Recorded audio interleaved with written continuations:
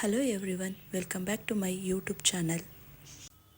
ಇವತ್ತಿನ ವಿಡಿಯೋದಲ್ಲಿ super and ಸಾಫ್ಟಾಗಿ ಇರುವಂತಹ ರಸಮಲೈನ ತುಂಬ ಸಿಂಪಲ್ಲಾಗಿ ಮನೆಯಲ್ಲೇ ಹೇಗೆ ಮಾಡೋದು ಅಂತ ತೋರಿಸ್ಕೊಡ್ತೀನಿ. ನೋಡೋಣ ಬನ್ನಿ. ಮೊದಲಿಗೆ ಪನ್ನೀರನ್ನ ಪ್ರಿಪೇರ್ ಮಾಡ್ಕೋಬೇಕು. ಅದಕ್ಕೆ ನಾನು ಅರ್ಧ ಲೀಟರ್ ಗಟ್ಟಿ ಹಾಲನ್ನು ತೊಗೊಂಡಿದ್ದೀನಿ.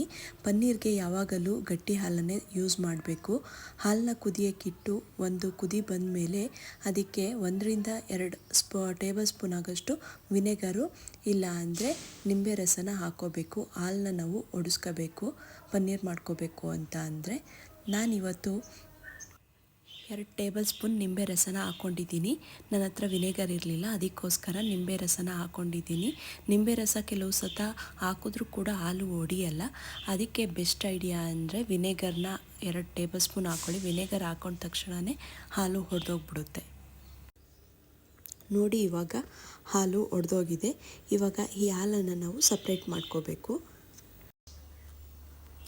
ಇವಾಗ ಒಂದು ಜಾಲರಿ ಇಟ್ಕೊಂಡಿದ್ದೀನಿ. ಇದಕ್ಕೆ ನಾನು ಇದ್ರ ಮೇಲ್ಗಡೆ ಒಂದು ಕಾಟನ್ ಕರ್ಚೀಫ್ನ ಹಾಕ್ಕೊಂಡಿದ್ದೀನಿ. ಆದಷ್ಟು ಕಾಟನ್ ಬಟ್ಟೆನೇ ಯೂಸ್ ಮಾಡಿ, ಆವಾಗ ಪನ್ನೀರು ಮತ್ತು ನೀರು ಸಪ್ರೇಟಾಗಿ ನೀಟಾಗಿ ಹೋಗುತ್ತೆ.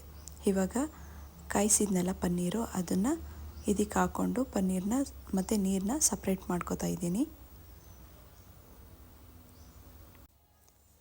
ಇದಕ್ಕೆ ಸ್ವಲ್ಪ ತಣ್ಣೀರು ಹಾಕ್ಕೊಂಡು ಹಾಲಿನ ಅಂಶ ಎಲ್ಲ ನೀಟಾಗಿ ಹೋಗಬೇಕು, ಆ ಥರ ವಾಶ್ ಮಾಡ್ಕೊತೀನಿ. ಮತ್ತು ನಿಂಬೆಹಣ್ಣು ರಸ ಹಾಕಿದ್ವಲ್ಲ ಅದ್ರದ್ದು ಕೂಡ ಸ್ಮೆಲ್ ಬರಬಾರ್ದಲ್ಲ, ಅದಕ್ಕೋಸ್ಕರ ಸ್ವಲ್ಪ ನೀರು ಹಾಕ್ಕೊಂಡು ವಾಶ್ ಮಾಡಿಕೊಂಡು ಚೆನ್ನಾಗಿ ಹಿಂಡ್ಕೊತಾ ಇದ್ದೀನಿ. ಇದನ್ನು ಗಂಟು ಕಟ್ಟಿ 15-20 ನಿಮಿಷ ಹಾಗೆಯೇ ಎತ್ತಿಡ್ತೀನಿ. ಯಾಕಂದರೆ ಅದರಲ್ಲಿ ಸ್ವಲ್ಪ ನೀರಿನ ಅಂಶ ಇರುತ್ತಲ್ಲ, ಅದನ್ನೆಲ್ಲ ಸೋರೋಗಲಿ ಅಂತ ಹಾಗೆಯೇ ಅದನ್ನು ಒಂದು 15 ನಿಮಿಷ ಎತ್ತಿಡ್ಕೊತೀನಿ. 15 ನಿಮಿಷ ಆದಮೇಲೆ ಗಂಟು ಕಟ್ಟಿದ್ನಲ್ಲ ಅದನ್ನು ಓಪನ್ ಮಾಡ್ಕೊತಿದ್ದೀನಿ.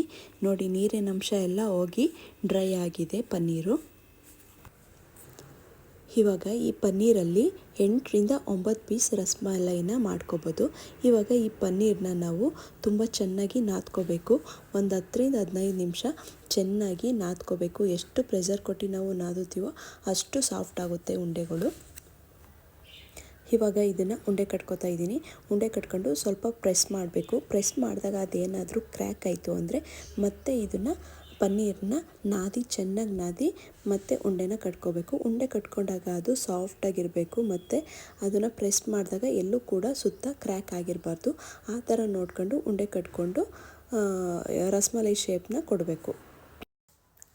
ಎಲ್ಲ ಪನ್ನೀರ್ನೂ ಅದೇ ಥರ ಉಂಡೆ ಕೊಟ್ಕೊಂಡು ರಸಮಲೈ ಶೇಪ್ ಕೊಟ್ಟು ರೆಡಿ ಮಾಡಿ ಇಟ್ಕೋತಾ ಇದ್ದೀನಿ. ನೋಡಿ ಎಷ್ಟು ಸಾಫ್ಟಾಗಿದೆ ಅಂತ. ಇವಾಗ ಸಕ್ಕರೆ ಪಾಕನ ಪ್ರಿಪೇರ್ ಮಾಡ್ಕೋಬೇಕು. ಒಂದು ಬೌಲಲ್ಲಿ ನಾನು ಸಕ್ಕರೆನ ತಗೊಂಡಿದ್ದೀನಿ.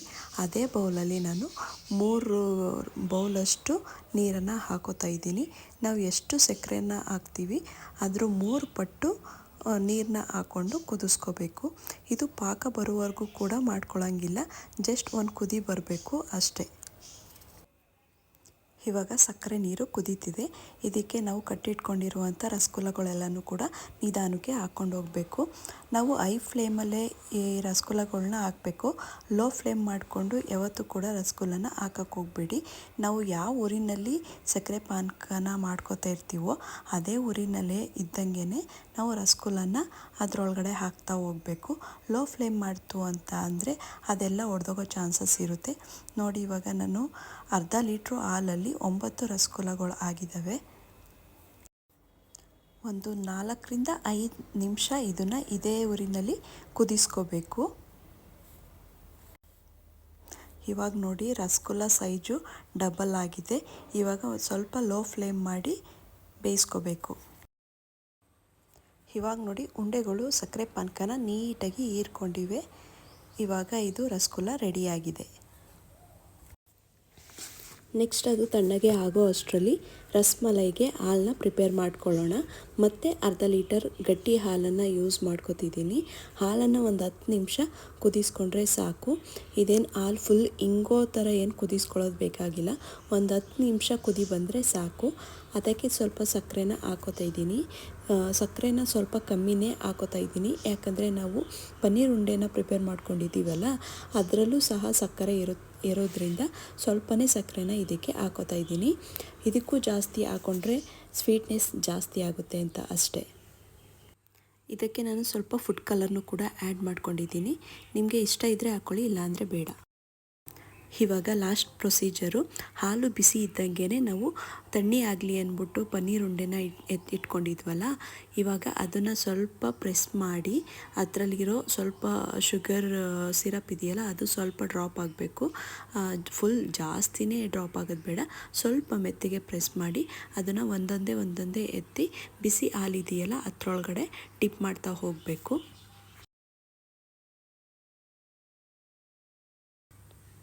ಎಲ್ಲ ಪನ್ನೀರ್ ಉಂಡೆಗಳ್ನು ಕೂಡ ಅದೇ ಥರ ಸ್ವಲ್ಪ ಸಿರಪ್ನ ಡ್ರಾಪ್ ಮಾಡಿ ಅದನ್ನು ಬಿಸಿ ಹಾಲಿಗೆ ಡಿಪ್ ಮಾಡ್ತಾ ಹೋಗಬೇಕು.